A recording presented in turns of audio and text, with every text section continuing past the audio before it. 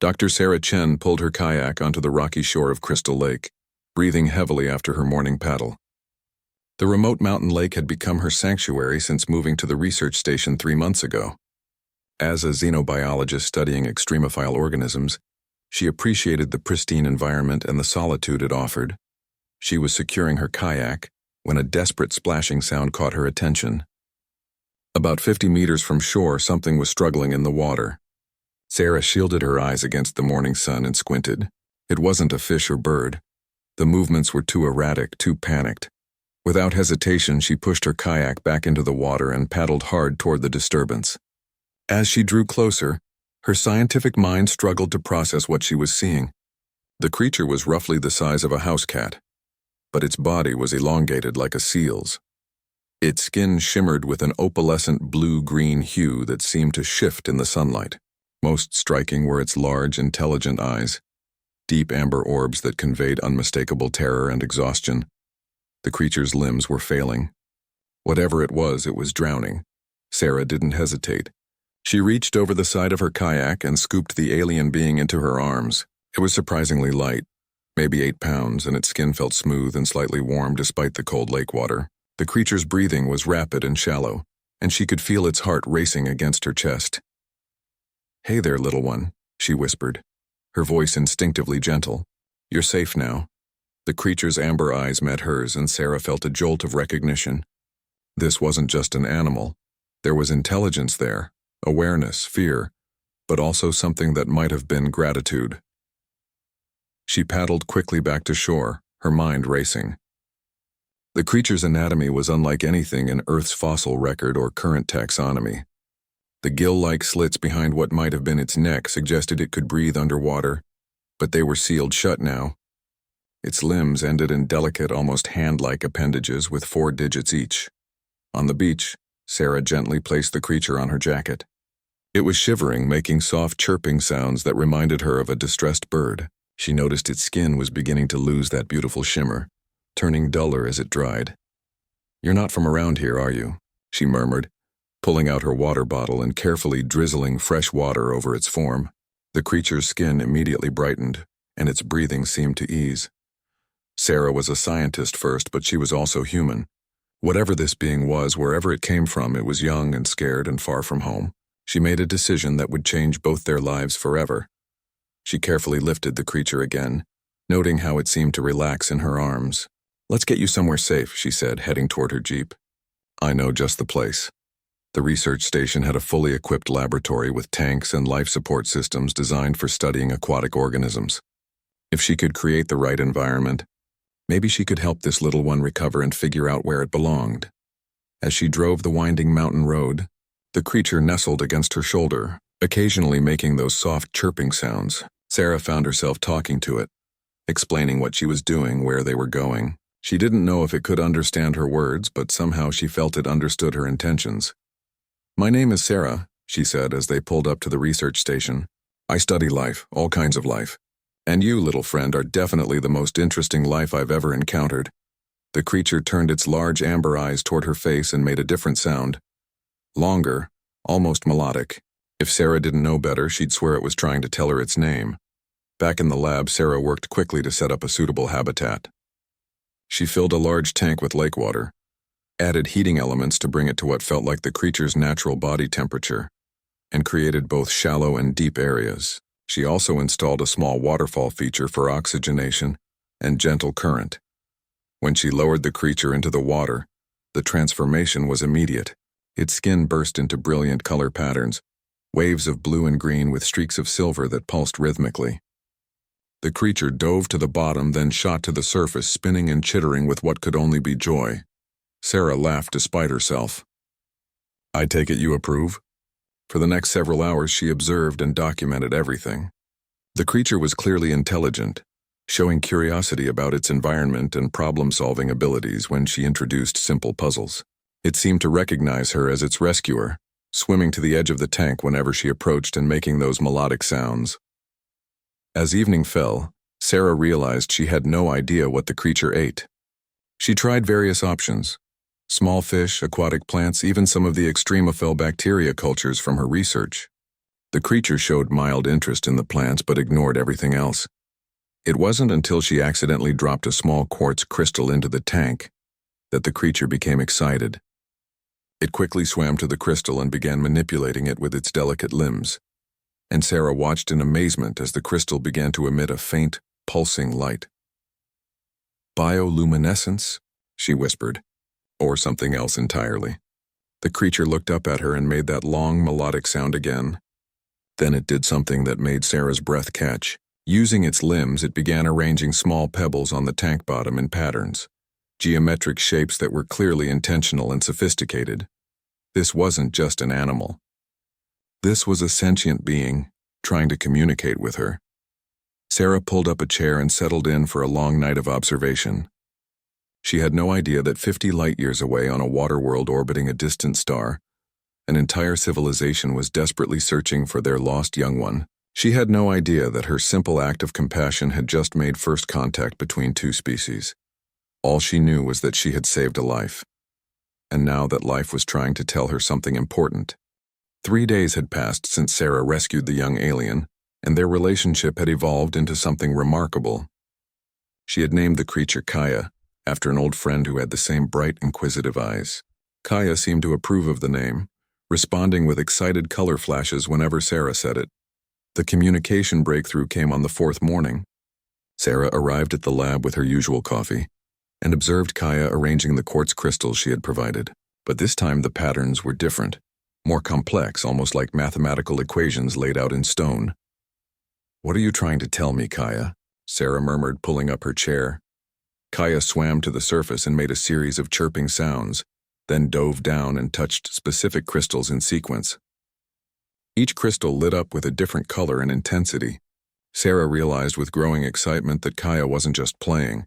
She was demonstrating something. Sarah grabbed her notebook and began recording the patterns.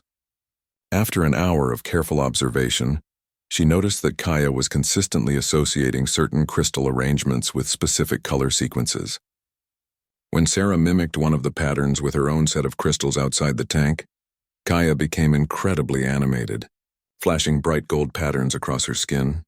"You're teaching me your language," Sarah breathed. "Aren't you?" Over the following weeks, their communication system developed rapidly.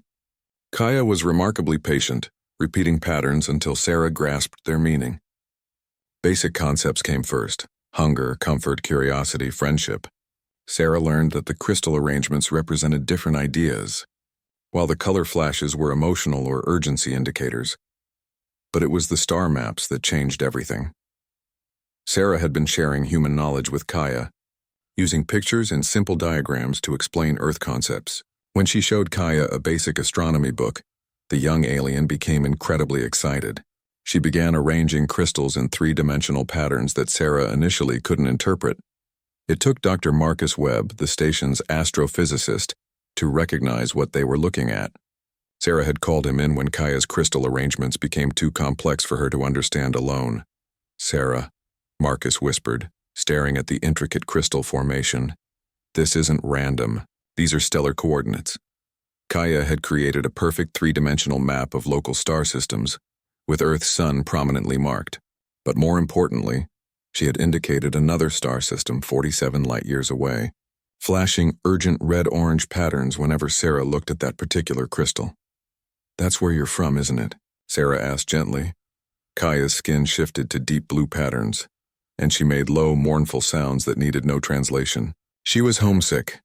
Sarah's heart ached for her young friend, but her scientific mind was racing.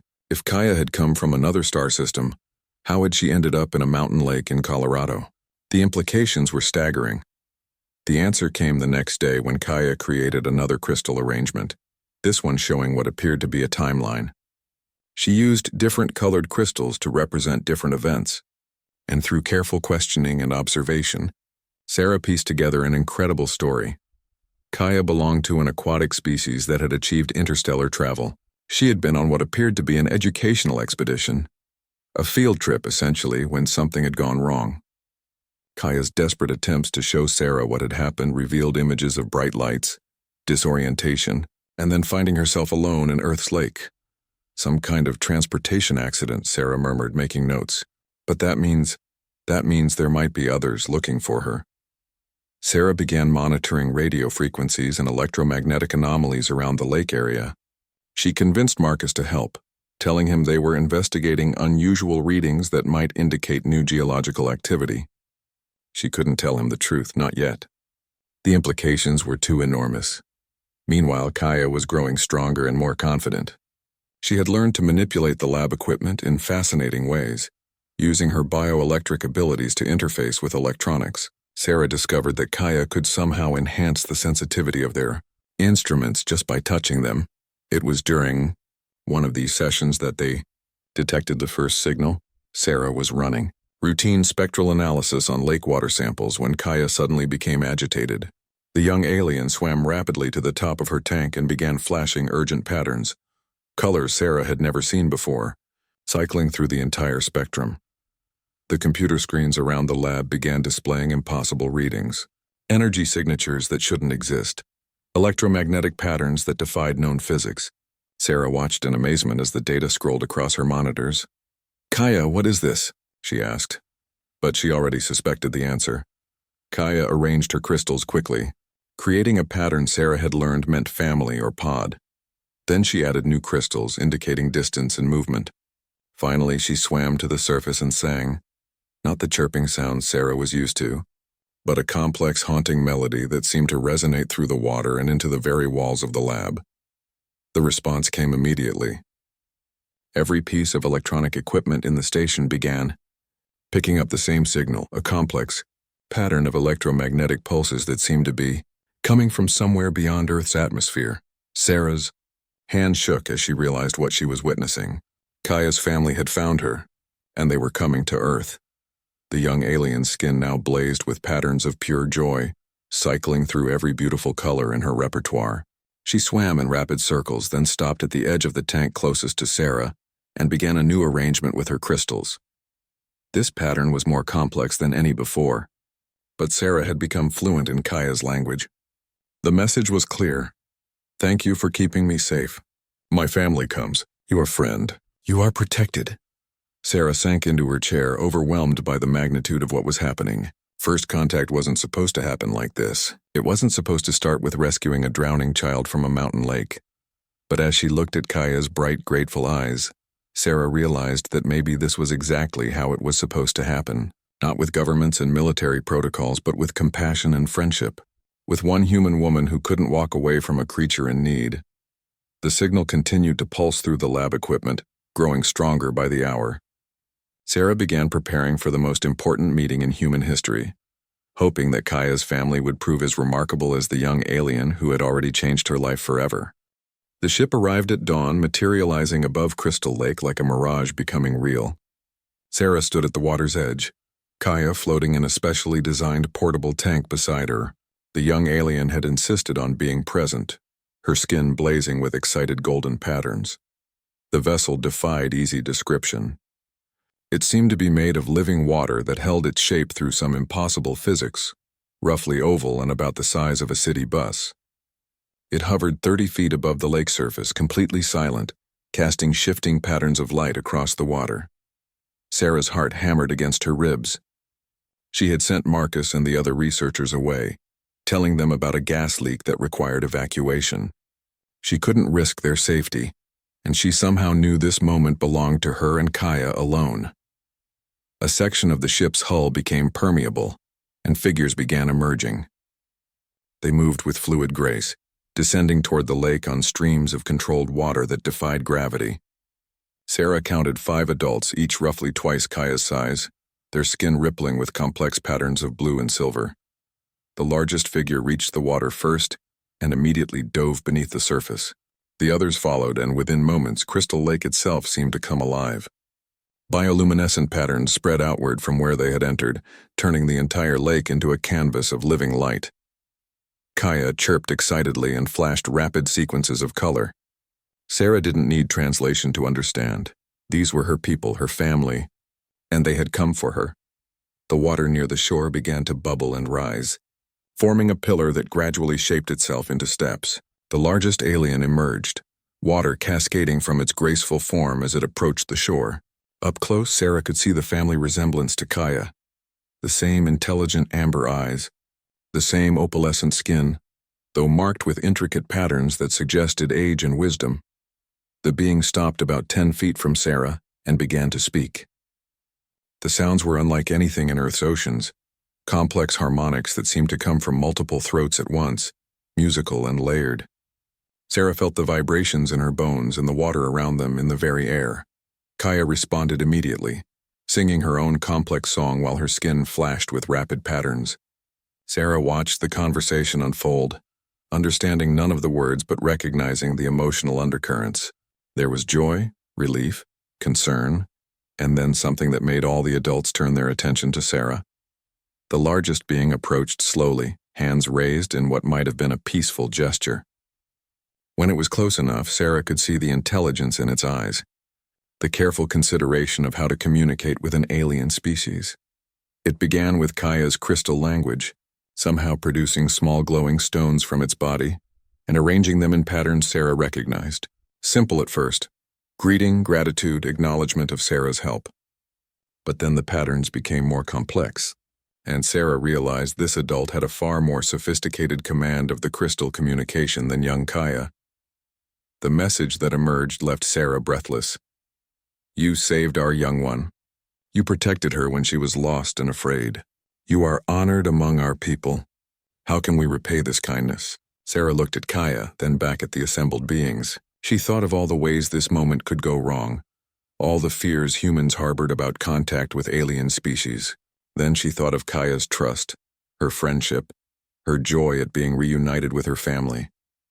Sarah pulled out her own set of crystals, the one she had been practicing with for weeks.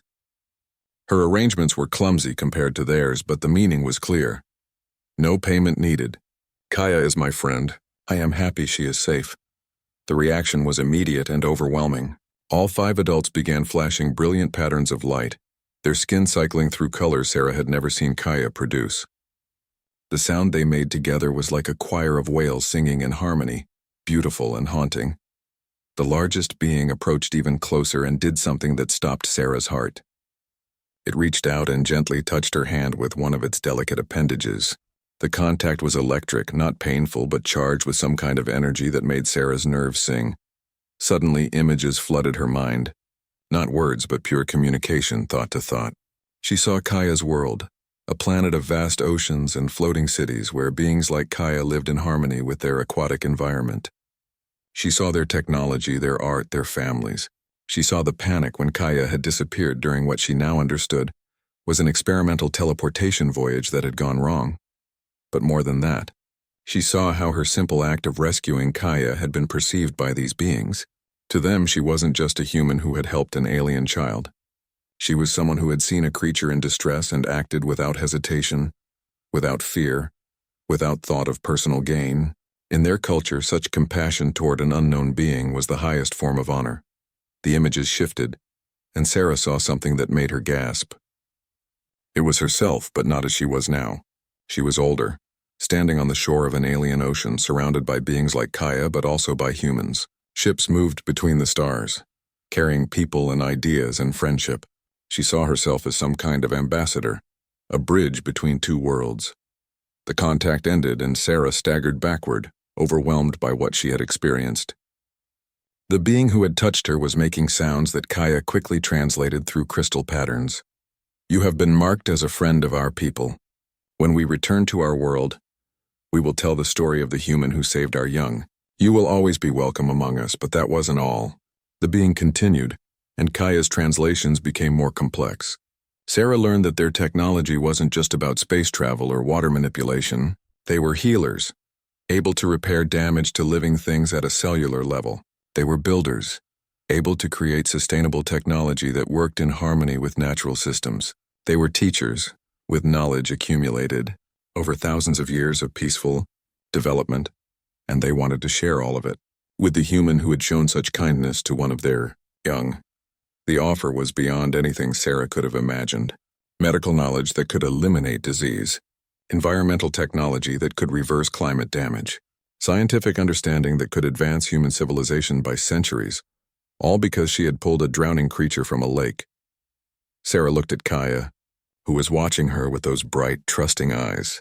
The young alien had taught her so much over the past weeks, not just about alien language and culture, but about communication, patience, and the universal nature of curiosity and friendship.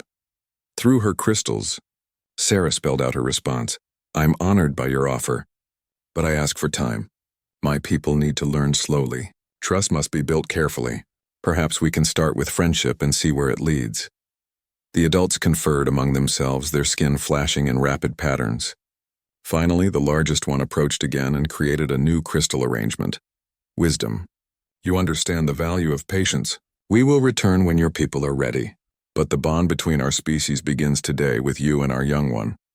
They began preparing to leave, but first each adult approached Sarah individually. Some touched her hand as the first had done, sharing brief glimpses of their world. Others created small crystal gifts, each one glowing with a different color of light. One presented her with what appeared to be a communication device, a crystal matrix that would allow her to maintain contact across the vast distances of space. But it was Kaya's goodbye that brought tears to Sarah's eyes. The young alien swam to the edge of her tank and sang a long, complex melody, while her skin cycled through every beautiful pattern Sarah had learned to recognize. Then she arranged her crystals one final time. "Thank you, friend Sarah, I will never forget. When I am grown, I will return to visit. The lake will always be a special place for both our peoples." As the family prepared to board their ship, Sarah realized she was witnessing the end of one chapter and the beginning of something far greater. First contact hadn't happened the way anyone expected, but it had happened exactly the way it should have, with compassion, understanding, and the simple recognition that kindness transcends all boundaries. 12 years had passed since Kaya's rescue, and Sarah Chen was no longer just a xenobiologist at a remote research station. She had become Earth's first official interspecies liaison, working with a carefully selected international team to prepare humanity for formal contact with the Aquari, as Kaya's people called themselves. The crystal communication device had changed everything. Through it, Sarah maintained regular contact with Kaya and learned about Aquari society, technology, and philosophy. The relationship had grown from simple friendship to a complex cultural exchange that was slowly preparing both species for eventual formal contact. Sarah now stood in the same spot where she had first met Kaya's family, but the area had been transformed. Crystal Lake had become the site of a specialized research facility dedicated to interspecies communication. The lab was built into the natural landscape, designed with Aquari input to be as unobtrusive as possible while housing the most advanced communication and translation equipment on Earth. The team Sarah worked with was small but exceptional. Dr. Marcus Webb had become her co-director after learning the truth about the electromagnetic anomalies he had helped track years before. Dr. Elena Vasquez, a linguistics expert, had spent years learning Aquari communication patterns. Dr. James Okafor, an anthropologist focused on cultural exchange protocols, and Dr. Lisa Park, a physicist, worked to understand Aquari technology in terms human science could comprehend. But today was special. After 12 years of communication through crystals and electromagnetic signals, Kaya was returning to Earth, and she wasn't coming alone. The first sign of their arrival was familiar. The lake itself began to glow. But this time the patterns were more complex, more beautiful than Sarah remembered. The water seemed to dance with light, creating three-dimensional mandalas that shifted and evolved like living art. Sarah stood at the water's edge, wearing a specially designed suit that would allow her to breathe underwater. It was a gift from the Aquari, grown rather than manufactured, that formed a symbiotic relationship with her biology while she wore it. The technology was so advanced it seemed like magic. But Sarah had learned that Aquari science was based on cooperation with natural systems rather than domination over them. The ship that emerged from the lake's depths was different from the one she remembered. Larger, more organic-looking. It rose from the water like a living cathedral made of flowing crystal and bioluminescent materials. As it breached the surface, Sarah could see through its translucent walls to the beings moving inside. But what took her breath away was seeing Kaya for the first time as an adult. The young alien Sarah had rescued was now magnificent. Still recognizably herself, but larger, more graceful, her skin patterns more complex and vibrant. She emerged from the ship's hull with fluid grace, moving through the water toward shore with an elegance that made Sarah's heart swell with pride and joy. Behind Kaya came others, a delegation of 12 adult Aquari, each one bearing different patterns and colorations that Sarah had learned, indicated their specialties and roles in their society. There were scholars, artists, healers, and engineers, but leading them all was someone Sarah had only communicated with through crystals, the Aquari equivalent of an ambassador, called a harmony keeper. Kaya reached the shore first and immediately began the complex ritual of greeting that their long-distance relationship had made necessary. Her skin flashed in patterns that told the story of their friendship, the rescue, the years of communication, and her joy at this reunion. Then she created an intricate crystal arrangement that took Sarah's breath away. The pattern spelled out in the language they had developed together. My dear friend Sarah, you gave me life. You gave our peoples hope. Today we begin the next chapter together. Sarah responded with her own crystal arrangement, though her patterns were still simple compared to Kaya's artistry. Welcome home, Kaya. I have missed you more than words can say. What happened next surprised everyone present. Kaya did something no Aquari had ever done before. She lifted herself partially out of the water and embraced Sarah in what was unmistakably a human gesture. The contact sent waves of shared emotion and memory between them. 12 years of communication, friendship, hope, and planning for this moment. The harmony keeper approached, and Sarah recognized the intelligence and wisdom in her patterns immediately. Through crystal communication enhanced by technology Sarah couldn't fully understand, the ambassador spoke directly to Sarah's mind. Sarah Chen, friend of Kaya, friend of the Aquari people. We have watched your species through your communications with us. We have seen both your potential for great kindness and your capacity for destruction. We come today because of you. Because your treatment of our young one showed us that humans can choose compassion even when faced with the unknown. The delegation spread out along the shoreline, each member beginning different activities. Some created artistic displays in the water, others set up what appeared to be technological demonstrations. Sarah realized she was witnessing the beginning of the formal first contact she had been preparing for. Dr. Vasquez approached with her translation equipment, eager to record everything. Dr. Okafor had his cameras ready to document the cultural exchanges. Dr. Park was practically vibrating with excitement over the Aquari technology she was finally seeing in person, but it was Dr. Webb who asked the question everyone was thinking. Sarah, what happens now? After 12 years of preparation, we're finally here. What's the next step? Sarah looked at Kaya, then at the assembled delegation. The answer came not from her own planning, but from the crystal communication the Harmony Keeper was creating. We do not come to change your world or to be changed by it. We come to offer partnership. Your species has problems that our science can help solve. Our people have challenges that your creativity and adaptability could address. But most importantly, we come because isolation breeds fear, and understanding breeds peace.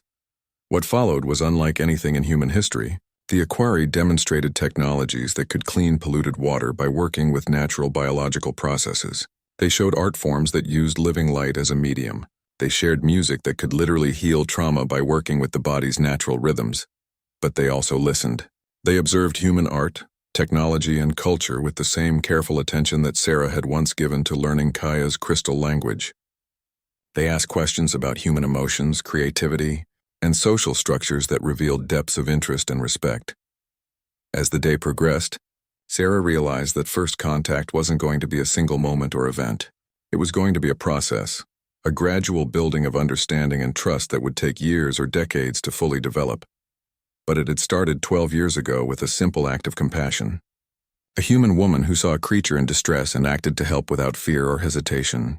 Everything that followed, the communication, the preparation, the technology exchange, the hope for the future, all of it grew from that single moment of choosing kindness over fear. Kaya swam close to Sarah as the sun began to set, her skin patterns now showing deep contentment and affection. Through their private communication channel, she shared a final thought. You saved more than my life that day, Sarah. You saved the possibility of friendship between our worlds. Whatever happens next, remember that it all began with you refusing to walk away from someone in need. Sarah watched the sunset paint the lake in natural colors that complemented the aquari's living light displays. Tomorrow would bring new challenges, new discoveries, new possibilities. But tonight she simply enjoyed being reunited with the young alien who had become so much more than she had ever imagined possible. 6 months after the formal first contact at Crystal Lake, the world had changed in ways both wonderful and terrifying. The revelation of the aquari's existence had sparked everything from religious awakenings to global panic. While Sarah's team worked tirelessly to facilitate peaceful integration, not everyone on Earth welcomed their new neighbors. Sarah stood in the emergency session room at the United Nations headquarters in New York, watching feeds from around the globe with growing dread. Military buildup in 3 major nations, protests in 12 cities demanding the aliens leave Earth immediately. Most concerning of all, satellite imagery showing submarines converging on Crystal Lake. They're calling it Operation Deep Strike, General Morrison announced to the assembled delegates. Admiral Henley believes the aliens pose an existential threat to human sovereignty. He's mobilized a fleet to eliminate what he calls the aquatic invasion force. Dr. Vasquez looked horrified. They can't be serious. The Aquari have done nothing but offer help. Their medical technology has already started curing diseases we thought were incurable. Fear doesn't listen to reason, Sarah said quietly, her eyes fixed on the satellite images. How long until they reach the lake? 18 hours, General Morrison replied grimly. Maybe less if they push their engines. Sarah felt her world collapsing. 12 years of careful relationship building, months of peaceful exchange, all about to be destroyed by human fear and military paranoia. She thought of Kaya, currently living in the expanded habitat at Crystal Lake with 6 other Aquari researchers. They had no idea what was coming. We have to warn them, Sarah said, already moving toward the door. Dr. Chen, you're forbidden from making contact. Admiral Henley stepped into her path. Sarah had met him once before and immediately disliked his cold, calculating manner. The aliens cannot be allowed to prepare countermeasures. Countermeasures? Sarah's voice rose. They're peaceful researchers, not an invasion force. That's what they want you to think, Henley snapped. But my intelligence indicates they've been scanning our military installations, learning our weaknesses. This is reconnaissance for a larger invasion. Sarah stared at him in disbelief. Your intelligence is wrong. I've been in constant communication with them. They're here to establish peaceful relations, nothing more. You've been compromised, Doctor. Your emotional attachment to these creatures has blinded you to the threat they represent. The room erupted in arguments. Some delegates supported Henley's aggressive stance, citing fears of alien technology being used against humanity. Others argued for continued peaceful contact. But Sarah could see which way the wind was blowing. Fear was winning. Dr. Park grabbed Sarah's arm. There has to be something we can do. Some way to stop this madness. Sarah closed her eyes, thinking frantically. Then she opened them with new determination. There is, but I'll need your help. 18 hours later, Sarah stood waist-deep in Crystal Lake, her biosuit allowing her to communicate directly with the Aquari delegation. The military convoy was less than an hour away, but Sarah had used her emergency contact protocols to call an immediate meeting. Kaya emerged from the depths first, her skin patterns showing confusion and concern. She had grown even more beautiful over the months, her adult form now displaying the complex neural patterns that indicated her role as a cultural interpreter. Behind her came the Harmony Keeper and the other Aquari researchers. Through their enhanced communication link, Sarah felt Kaya's shock as she shared the situation. The approaching military force, the fear gripping human leadership, the possibility that first contact was about to turn into first conflict. The Harmony Keeper's response came immediately, transmitted directly to Sarah's consciousness. We understand. We will leave immediately to prevent conflict. We do not wish harm to come to your people or ours. No, Sarah said aloud, surprising herself with her vehemence. That's exactly what they want. If you leave now, they'll claim victory and use it as proof that humanity should respond to the unknown with violence. It will set back interspecies relations by generations. Kaya's patterns shifted to distress. But what else can we do? We will not fight your people. Violence is not our way. Sarah had been thinking about this during the entire trip to the lake. There was a solution, but it was dangerous and would require trust from both species. There's another option, she said, but it requires something that's never been done before. Through the communication link, she shared her plan. The Aquari's reaction was immediate and intense. their skin patterns cycling through every emotion in their spectrum. What Sarah was proposing was unprecedented, risky, and would require them to trust her completely. "You would do this?" the Harmony Keeper asked. "You would risk everything to preserve the peace between our peoples." "Kaya saved my life by trusting me when she was frightened and alone," Sarah replied. "Now it's my turn to trust all of you." The sound of helicopters began echoing across the lake. The military convoy had arrived earlier than expected. Sarah could see boats being deployed, heavily armed soldiers preparing for what they believed would be first combat with an alien species. Time had run out for discussion. Sarah waded deeper into the lake as the Equerry formed a circle around her. Kaya swam close, her patterns now showing deep affection mixed with fear. "Are you certain?" Kaya asked through their private channel. "I'm certain," Sarah replied. "Do it." What happened next would be debated by scientists for decades. The Equerry had an emergency protocol for protecting individuals who were important to their species' survival. It involved a temporary biological merger that allowed a non-Equerry to survive in their deep-water environment while sharing consciousness and communication abilities. No human had ever undergone the process. Sarah felt the change begin as Kaya and the others surrounded her with streams of bioluminescent energy.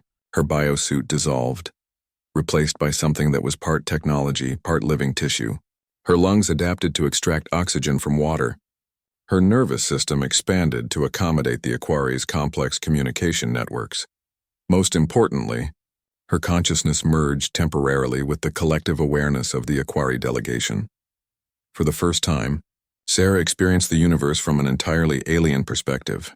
She felt the emotional bonds that held Equerry society together, understood their deep commitment to peaceful cooperation, sensed their genuine sorrow at the fear they had inadvertently caused among humans. But she also felt their power. The Equerry weren't helpless, peaceful beings hiding in the water. They were an advanced civilization with technology that could reshape matter at the molecular level, influence biological systems, and manipulate energy in ways human science barely understood. If they chose to, they could disable every submarine approaching the lake without harming a single human life. They chose not to, because Sarah asked them not to. When the submarines reached the lake and began their attack run, they found something they weren't prepared for.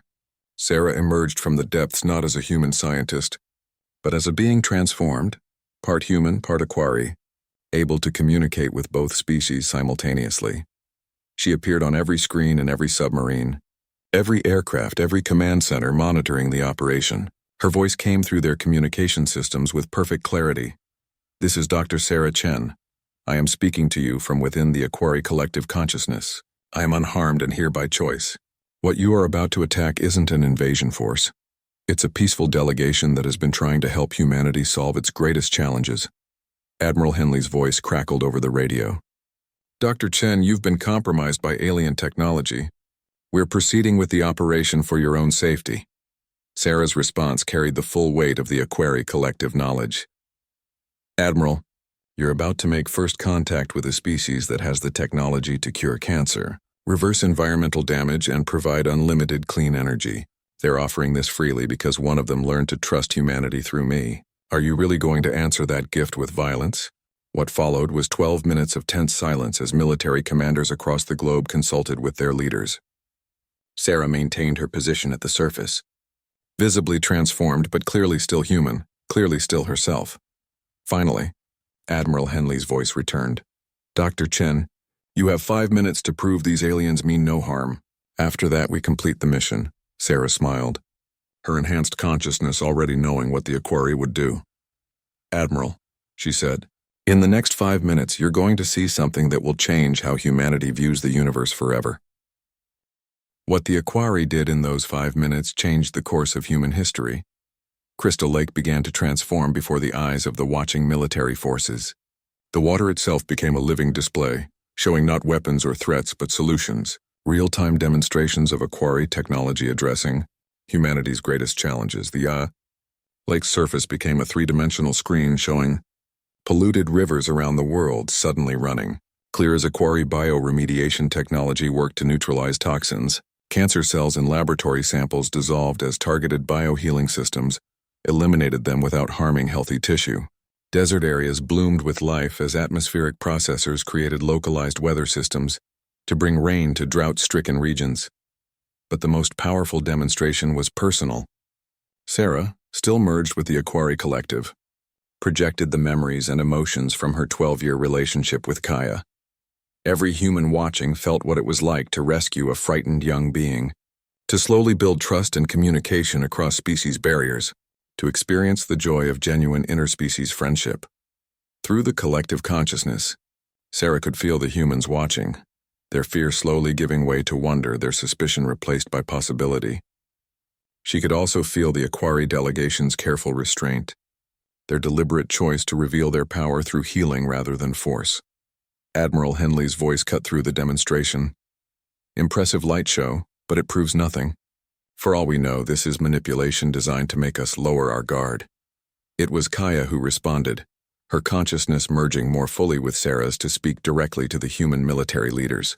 Her voice carried the innocent trust that had characterized her since childhood, but also the wisdom she had gained as an adult. Admiral Henley, you fear what you do not understand.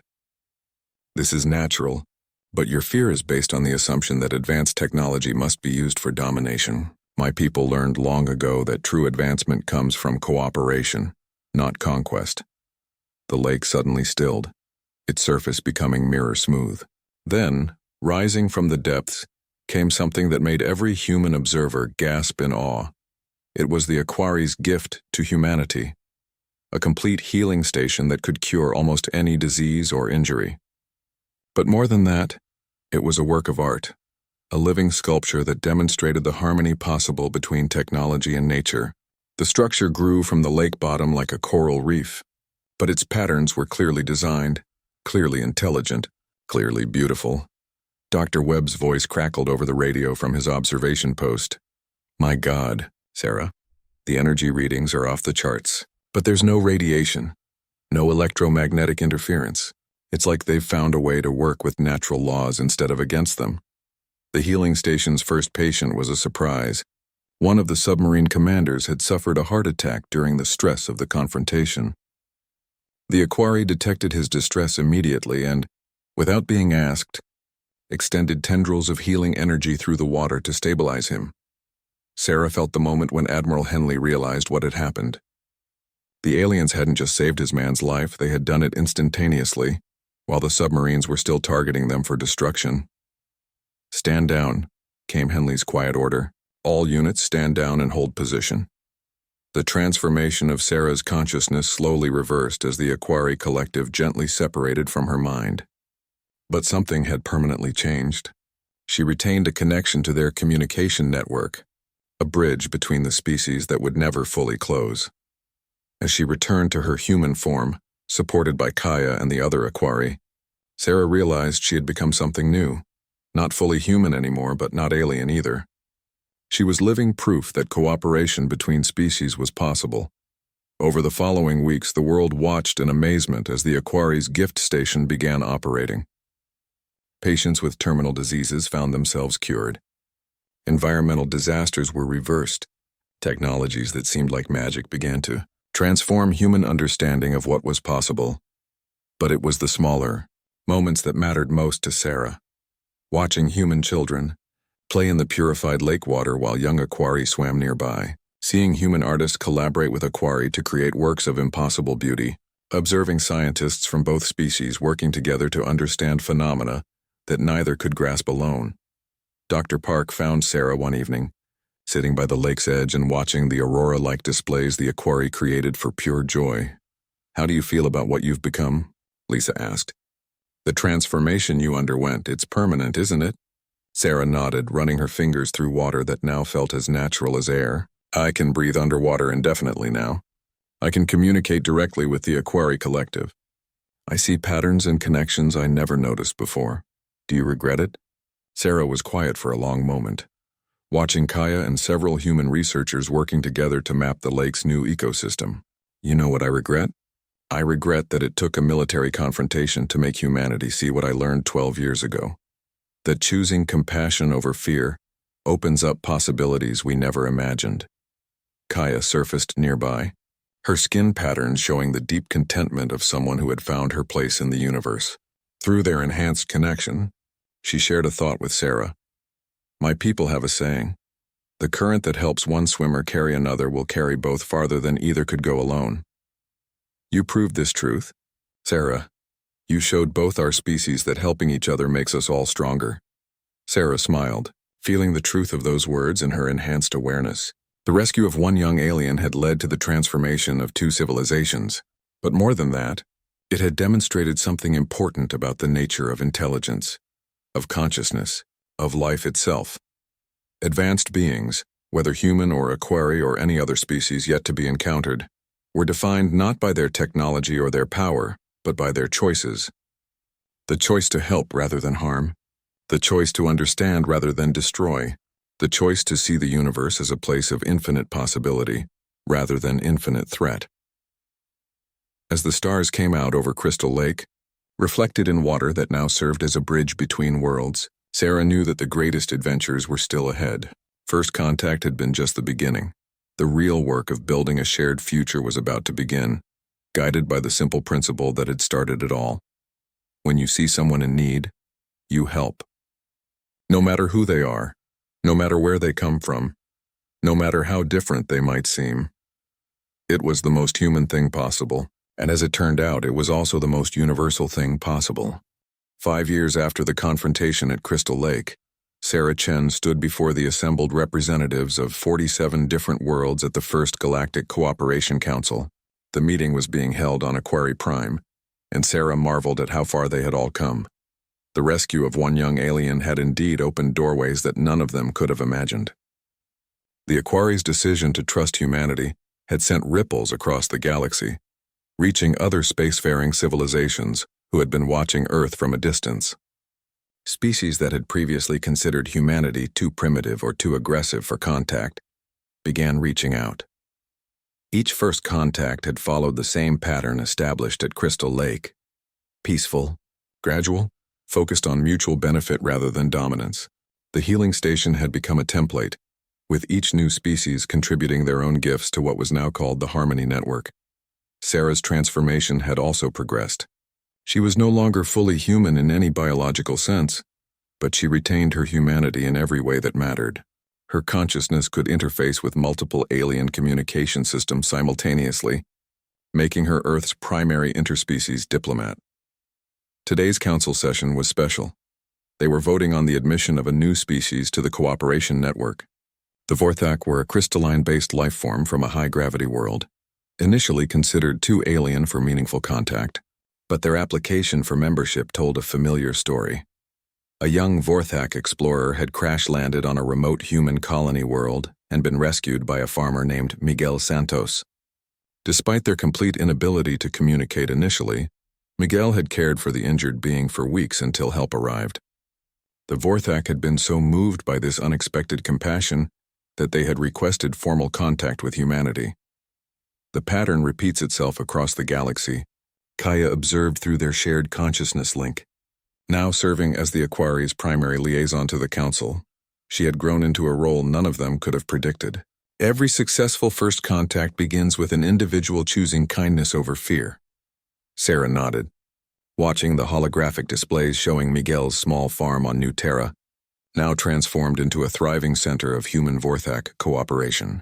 Crystal gardens that sang in harmonic frequencies grew alongside Earth vegetables, creating an agriculture that was more productive and more beautiful than either species could have achieved alone.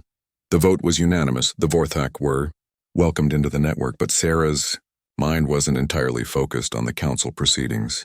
Through her enhanced senses, she was monitoring a situation developing in a distant star system where first contact was about to happen again, this time between humanity and a species called the Nethari. Unlike previous contacts, this one wasn't going smoothly. The Nethari were a hive-mind species with no concept of individual identity, making communication almost impossible. Their technology was so advanced that they barely recognized other species as truly intelligent. Several attempts at contact had failed, with the Nethari dismissing humanity as barely sentient. But there was hope. A human deep space explorer named Captain Elena Rodriguez had detected a distress signal from what appeared to be a damaged Nathari vessel. Despite explicit orders from Earth Command to avoid contact until diplomatic protocols could be established, Rodriguez was planning a rescue mission. Sarah found herself smiling. History was about to repeat itself again. "You're thinking about the Rodriguez situation," Kaya observed. "I'm thinking about how some things never change," Sarah replied, "and how grateful I am for that." The council session concluded with the traditional sharing ceremony, where each species contributed something unique to the collective knowledge base. The humans shared music, compositions that had been inspired by their interactions with other worlds. The Aquari contributed living art that told stories through bioluminescent patterns. The Vorthak offered harmonic frequencies that could accelerate plant growth. But it was what the youngest delegate shared that touched Sarah most deeply. She was a hybrid being, part human and part Centauri, representing the first generation to be born after first contact. Her very existence proved that cooperation between species could create something entirely new and wonderful. "My name is Hope," the young delegate said, her words transmitted through universal translators to all present. "I exist because my human mother and Centauri father chose love over the fear of the unknown. I want to share with you the song my grandmother taught me, a human lullaby that she sang to comfort a rescued alien child many years ago." Sarah's breath caught as she recognized the melody. It was the same song she had hummed to Kaya during those first frightening nights when the young alien was recovering in her laboratory. Somehow that simple tune had become part of galactic culture, passed down and adapted by dozens of species as a symbol of first contact and mutual trust. As Hope's song filled the council chamber, translated into harmonics and frequencies that each species could appreciate, Sarah felt the profound weight of what had grown from that single moment of compassion 12 years ago. The rescue had saved more than Kaya's life. It had saved the galaxy from the isolation and fear that keeps intelligent species apart. It had proven that the universe was vast enough for everyone, rich enough to share, and beautiful enough to explore together. After the session, Sarah and Kaya swam together in the crystal waters of Aquari Prime's capital city. The ocean here was alive with bioluminescent displays created by millions of Aquari, celebrating the successful council session. But their private conversation was focused on the future. "Captain Rodriguez will succeed," Kaya said with certainty. "The pattern is too strong to break now. Compassion creates connection. Connection builds trust, and trust opens infinite possibilities." "And if she fails?" Sarah asked. "She won't," Kaya replied, her pattern showing absolute confidence. "You taught the galaxy something important, Sarah. You showed us that advanced intelligence isn't measured by technology or power, but by the choice to help others even when it's difficult or dangerous. That lesson is spreading faster than any space drive could carry it." Sarah thought about all the worlds now connected through the Harmony Network, all the species learning to work together, all the individuals whose lives had been transformed by choosing kindness over fear. The healing stations had eliminated disease. The environmental technology had restored damaged ecosystems. The artistic collaborations had created beauty beyond anything any species could achieve alone. But most importantly, the simple act of helping others had become a fundamental principle of galactic civilization. Years later, when historians from 100 worlds tried to identify the turning point that led to the Great Cooperation Era, they would point to many significant events: the first Aquari delegation to Earth, the confrontation at Crystal Lake, the establishment of the Harmony Network. But Sarah knew the real turning point had been much simpler, much more human. It had been the moment when a lone scientist saw a creature in distress and decided to help, without knowing what it was, without understanding the consequences, without any thought except that something needed saving and she was able to save it. That choice, made in an instant by one human woman standing by a mountain lake, had changed the galaxy forever. It had proven that the most advanced technology in the universe was compassion, and the most sophisticated intelligence was the wisdom to help others. As Sarah floated in the alien ocean, surrounded by the lights of a dozen different civilizations working in harmony, she realized that Kaya had been right all those years ago. She had saved more than a life that day by the lake. She had saved the future itself. And somewhere in the vast galaxy, Captain Rodriguez was about to make the same choice all over again, proving once more that humanity's greatest strength wasn't their technology or their weapons or their ambitions, It was their stubborn refusal to walk away when someone needed help, even when that someone was completely, utterly, wonderfully alien.